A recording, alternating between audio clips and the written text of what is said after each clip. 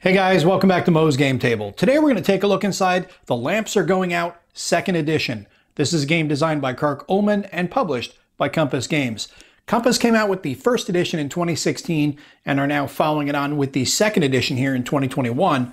And there have been some changes to the game. There is no update kit. I know a lot of people were asking about that who had the 1st edition, and as Bill had said during one of the Compass town halls, there have been so many changes that there's really no way to do an update kit. A couple of examples of the changes: there are better counters now that they're going with the thick pre-rounded counters. There's a mounted map. There have been some additions to terrain on the map, changes up in some of the rules, improved text system. There have been slight changes to different event cards, and some event cards will trigger a second draw under certain circumstances. There are some new optional event cards, and then of course adding in all the errata, the corrections, things like that. So as you can see, there has been a lot of work placed into this new edition, and this is truly a 2nd edition, not just a reprint calling it a 2nd edition. This is a 2nd edition. And one of the other changes you'll notice when getting the game is now the boxes are thicker and sturdier compared to the older Compass games. So let's take a look at the back of the box and see what this game's all about. The Lamps Are Going Out is a game simulating World War I in Europe at the grand strategic level, with economic and military factors streamlined to make gameplay as easy as possible while still accurately portraying the balance of forces, strategies, constraints, and ultimately the grand decision-making involved. This is a 2 to 4 player game pitting the Central Powers against the Triple Entente and spans the entire war in Europe from August 1914 until November 1918. The core of the game is conducting the movement and offensives of field armies in an attempt to deplete, break through, and force retreats of enemy armies to gain territory and/or eliminate opposing forces. Mobilizing new armies and supplying depleted armies requires the allocation of production points, a scarce commodity that varies from nation to nation. Each side also races for the next technological breakthrough in order to gain an advantage on the battlefield, from advances in aviation and artillery to U-boats and poison gas. Event cards allow for all sorts of historic situations, conditions, leaders, political events, and so on. Everything that would be important in a World War I simulation is considered in this game. In The Lamps Are Going Out, there is plenty of room for improvisation and varied strategies, but the geography, manpower, and resources available will lead to many of the same dilemmas felt by the historic leaders. Players must balance the potential rewards of available opportunities against the risk of grand disaster. The 2nd edition incorporates all supplemental material from the original game and includes mounted mapboard, additional event cards, expanded rules, and improved systems. And you can see here a look at the map, the counters, and the cards. And for the components, we get one 22 by 24 inch map, 182 counters, 108 cards, and 4 player aids. The complexity is medium, time scale is 1 turn equals 3 months, the map scale is strategic, unit scale is army, number of players it is 1 to 4, best with 2, it is rated high on the solitaire scale, and the average time to play is 5 hours. So let's take a look inside and see what you get. Alright, we got our pack of D6, 2 decks of event cards, a little sheet of errata saying that reference or illustrations in the rulebook that show British Isle as a 5 factory are wrong. The factory is actually 4. So a very simple little piece of errata. A rulebook, design notes, player aid cards. Got 4 of these.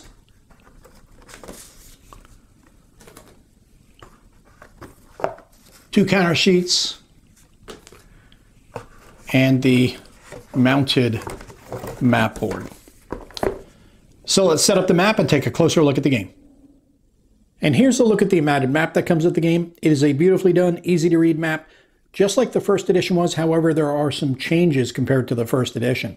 Not just the color palette alone, which is definitely different, but there are some changes to the production values. Like Petrograd, for example, is now 1. Prior to that, it was 2. Berlin is now 2. It was 1 previously. The British Isles are now 4. They were 5. There are some other changes. You can take a look at the map, compare it to the 1st edition map, and you'll see. Also, where the turn sequence is, prior to that, there was the phase sequence. That is no longer on the map. But everything, as I said, is very easy to read. You have your map and terrain key down here, and it covers an area from East Africa through the British Isles, UK, into Europe, Russia, and down to Turkey. On the right-hand side, we have the USA Declares War track, as well as the turn track, Russian Revolution, the Blockade, Hague Convention, and the Unrestricted Submarine Warfare boxes are just like they were in the first edition. And we'll take a look at the player aids that come with the game. There are 4 in total, 2 for the Entente player and 2 for the Central Powers player. They're nearly identical except for a small couple of differences between the two, which I'll point out. We have the sequence of play. Below that, we have the quick rules reference, production points available, and then all the way at the bottom, we have the production costs. On the right-hand side, we have the eliminated units and use markers, as well as special combat units and event markers, which are going to be unique for both the Entente and the Central Powers player. In the center for the Entente player, we have the U-boat attack table. And you see here for the Central Powers player, we have the U-boat attrition table, as well as the differences for special combat units and event markers. I'll take a look at a couple of the event cards for the Triple Entente player. We have the Inspired Leadership. Place 1 on a Western Allies army. Reroll all combat dice once if a result was a loss, and rerolling could change the outcome to a win. The marker remains in play if dice are not rerolled, or the reroll wins the combat by a +3 differential. Then we have the National Defense Act, Winter 1916 game turn, USA track moves up +3. Any other game turn, it moves up +2. Then for the Central Powers player, we have this German card, U-boats unleashed, may immediately refit 1 spent U-boat at no cost, immediately advance 1 level of Tech Group U. Notice at the top right, that is the year that this card will be eligible. Then for the Central Allies, we have the Vondergoltz card. Place on a Turkish army, roll 2 extra attack dice, and this comes into play in 1916. Now we'll take a look at a couple of the tech cards for the Entente player. We have Planned Barrages. Western Allies place 1 heavy artillery marker in any area containing a land-supplied French or British army. Roll 3 dice when attacking if an air superiority marker, either ready or flown, is present with the firing artillery. Then flip to the fired side. Then we have everybody's favorite, tanks. Western Allies place the tank marker in any area containing a land-supplied French or British army. Breach 1 trench. If P3 technology active, breach a 2nd trench. Then you flip to the spent side. Tanks do not defend an area, whether fresh or spent. Then for the Central Powers player, we have heavy artillery. Germany places 2 heavy artillery units, and Austria-Hungary places 1 heavy artillery unit in any land-supplied area containing at least 1 army from the same faction. Roll 2 dice when attacking, flip to the fired side. Then we get to the nasty stuff, the poison gas. DRM +1 to first attack from an area with a German army that can trace supply by land to a German home area. Discard to the technology deck during the production phase after researching technology, and you can see the rule reference there, 8.4.3. Next, we'll take a look at the counter sheets that come with the game. We have the Western and Eastern Allies here for the Entente. Nice thick counters, pre-rounded, and will just punch very easy, as you can see here. They just almost fall right out of the tree, and I almost knocked the second one out, but these definitely punch very well. Then we have the Central Allies and the German units for the Central Powers player. And we'll take a look at the rules. This is a 36-page full-color rulebook. On the inside of the front cover, we have the table of contents. Then we get into the introduction and the component breakdown, listing out the map, the cards, the counters. All of that is explained to you, which we've already taken a look at. There's your counters, your cards, your event markers, and the informational markers. Then we get to setup on page 6, and as well as the sequence of play. The faction sequence of play is included also on page 7, which we've seen on the player aid cards. Then we have the event card phase, how to build your decks, resolve events. The movement phase, you have area control, land movement restrictions. The combat phase, you can see illustrated example down here at the bottom of page 10. Some text information on the right-hand side in that call-out box. More information there for ground combat, and then an illustrated example of ground combat on page 13. Then we get to the amphibious invasions, East African combat, trench combat, technology combat effects, how all the technology cards will affect your combat. All of that's broken down for you on a couple of pages. The production phase, production points, and you have production modifiers. Then we get to the U-boat attack table and the U-boat attrition table, which we've seen on the player aids. Production spending, technological advances, regroup phase on page 21, and then political issues on page 22. neutral nations, U.S. mobilization and combat. Then we get to the victory conditions on page 24 and victory point explanations to you on page 25, as well as notes for solitaire play on page 25.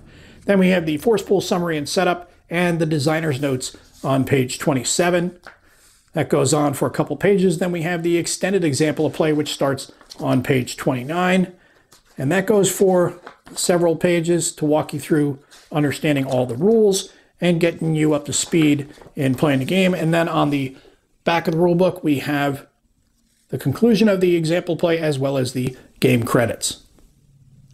Next, we have the design notes for the second edition, which explains the changes that were made over a couple of pages, and then the event card explanations sprinkled throughout the book here. This is a 20-page book, and this gives you a lot of background on all of the cards that are in the game, which is pretty cool. I've talked about it before. I really like when you get this extra information explaining this, the information behind all of the events on the cards in any game that has cards in play, whether it be a CDG or a card-assisted game. I like when that's explained. Then you have the optional event card descriptions, and then it finishes out at page 20 on the back of the book. And that is a look at everything you get inside of The Lamps Are Going Out, 2nd edition. This is a game designed by Kirk Ullman and published by Compass Games. When the first edition came out in 2016, this game had a lot of buzz generated. There was a lot of positive talk about this game. I never had a chance to play it, so when Compass had announced the 2nd edition with the mounted map, the new style counters, the thicker pre-rounded counters, as well as all of the updates and some tweaks and additional cards in the game, I was real excited. Now I will have my chance to check this game out and see what everybody's talking about. And here it is. And that's why I'm sharing a look inside with you guys, in case you've heard the same things I have, that it's a really great game, but never had a chance to play. The 2nd edition is now available from Compass, and this is what you have to look forward to inside the box. And being that it is a high-level strategic World War I game, I'm interested. I like how you can see the whole war unfold and the ebb and flow of the battles change the tide of the war as you play it over the course of several hours. This plays up to about 5 hours. So solitaire, up to 4 players, that's definitely a winner in my book. I'm definitely looking forward to getting this one on the table and checking it out.